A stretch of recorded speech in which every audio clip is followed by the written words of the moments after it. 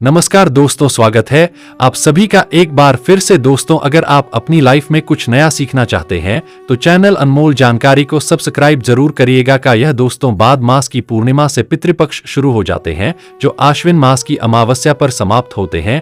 पितृपक्ष पर पूर्वजों के लिए श्राद्ध कर्म किया जाता है। इन दिनों में पिंडदान, तर्पण, हवन और अन्नदान मुख्य होते हैं।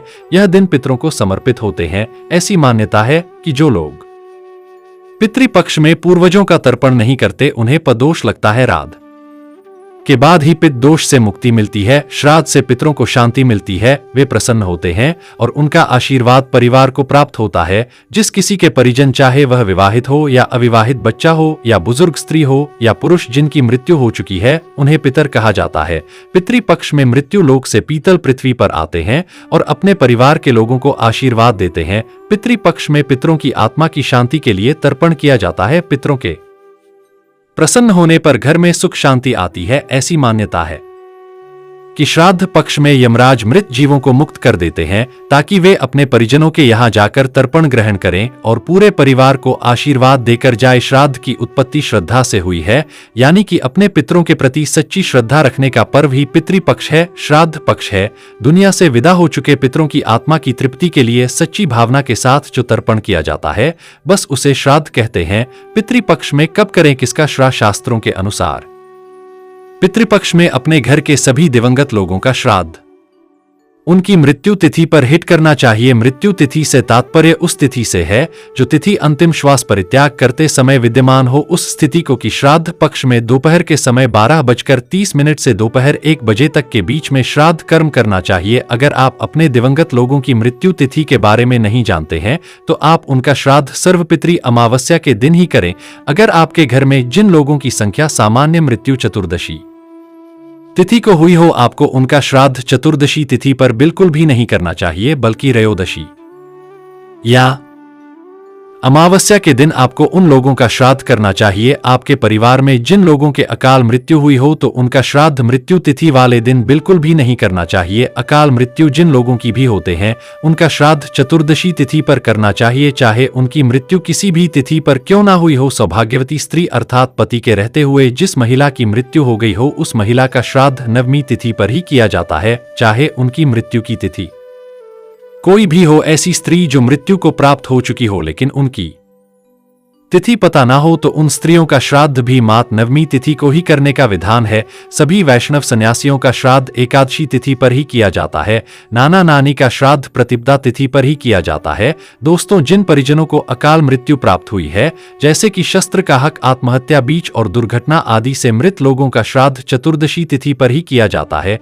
पितृपक्ष में श्राद्ध और तर्पण पूरे विधि विधान से करना चाहिए। शास्त्रों में कुछ ऐसे कार्य बताए गए हैं जिन्हें पितृपक्ष के दौरान भूलकर भी नहीं करना चाहिए। अगर यह कार्य आप करते हैं तो आपके पितरों आपसे नाराज हो जाएंगे और आपके श्राद्ध और तर्पण को स्वीकार नहीं करेंगे। तो आइए जानते हैं कि पितृपक्ष के दौरान कौन से ऐसे काम हैं जिन्हें भूलकर भी नहीं करना चाहिए। लेकिन दोस्तों, उससे पहले आपसे रिक्वेस्ट करते हैं कि वीडियो को लाइक जरूर करिएगा, दोस्तों को शेयर कर दीजिएगा और अगर आपने अभी तक चैनल को सब्सक्राइब नहीं किया है तो चैनल को सब्सक्राइब करके बेल आइकन जरूर दबाइएगा। पितृपक्ष में पितरों की पूजा के दौरान यानी कि श्राद्ध तर्पण के दौरान खास ध्यान रखने की बात यह है कि पूजा में लोहे के बर्तनों का इस्तेमाल नहीं करना चाहिए। ऐसी मान्यता है कि पितृपक्ष के दौरान लोहे के बर्तन का इस्तेमाल करने से परिवार पर इसका अशुभ प्रभाव पड़ता है। इसलिए इस दौरान विशेष रूप से तांबे, पीतल या अन्य धातु के बने बर्तनों का ही इस्तेमाल करें। भूलकर भी लोहे के बर्तन का इस्तेमाल ना करें। पितृपक्ष के दौरान यदि आप पूर्वजों का श्राद्ध कर रहे हैं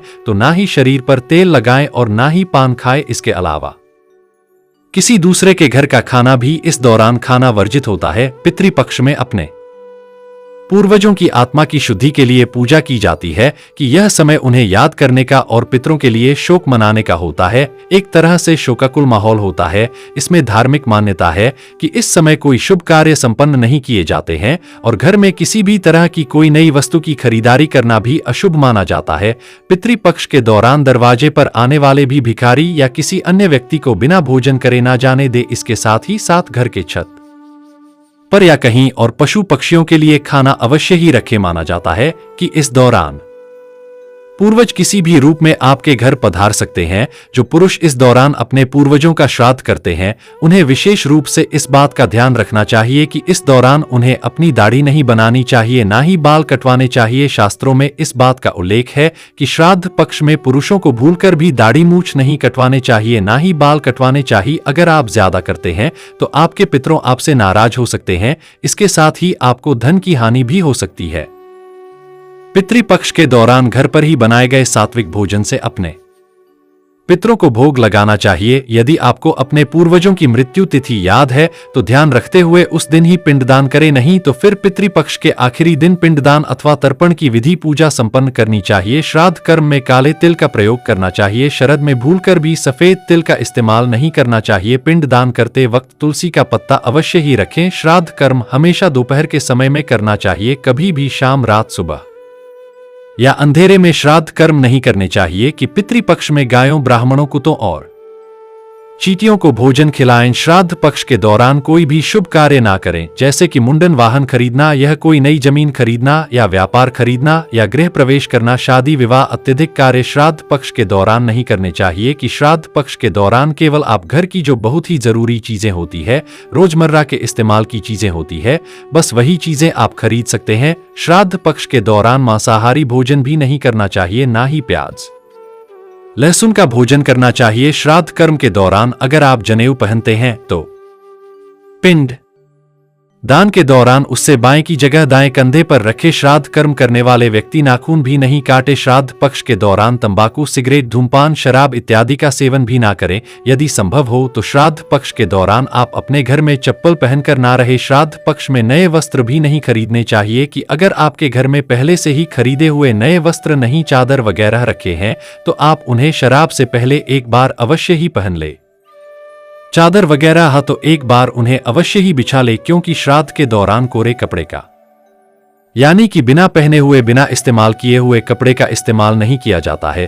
पितृपक्ष में श्राद्ध करने वाले व्यक्ति को ब्रह्मचर्य का सख्ती से पालन करना चाहिए। पितृपक्ष में कुछ चीजें खाने से भी मना किया गया है, जैसे कि चना दाल, जीरा, काला नमक, लौकी, खीरा, सरसों का साग, प्याज, लहसुन, मीट, अंडा आदि नहीं खाना चाहिए। कि श्राद्ध पक्ष के दौरान सौंदर्य साधन की चीजों का इस्तेमाल नहीं करना चाहिए। इसके साथ ही इस दौरान डिओड्रेंट या फिर परफ्यूम लगाने से भी बचना चाहिए। श्राद्ध पक्ष के दौरान शरीर पर तेल या साबुन भी नहीं लगाना चाहिए। महिलाओं को नाखून और बाल भी नहीं काटने चाहिए। श्राद्ध पक्ष के दौरान क्रीम पाउडर भी नहीं लगाना चाहिए। कहीं कहीं पर श्राद्ध पक्ष के दौरान कपड़े धोने की या फिर कपड़े सिलने की भी मनाही होती है। इन सभी बातों के साथ साथ इस बात का भी विशेष रूप से ध्यान रखें कि श्राद्ध पक्ष के दौरान श्राद्ध कर्म करने वाला व्यक्ति ना तो किसी दूसरे का दिया हुआ अन्न खाए और ना ही किसी दूसरे के घर में बैठकर श्राद्ध कर्म करें, यानी कि अपने पूर्वजों का श्राद्ध या तो अपने घर पर बैठकर करें या फिर किसी धार्मिक स्थल पर जाकर या सार्वजनिक मंदिर पर जाकर आप अपने पूर्वजों का श्राद्ध कर सकते हैं,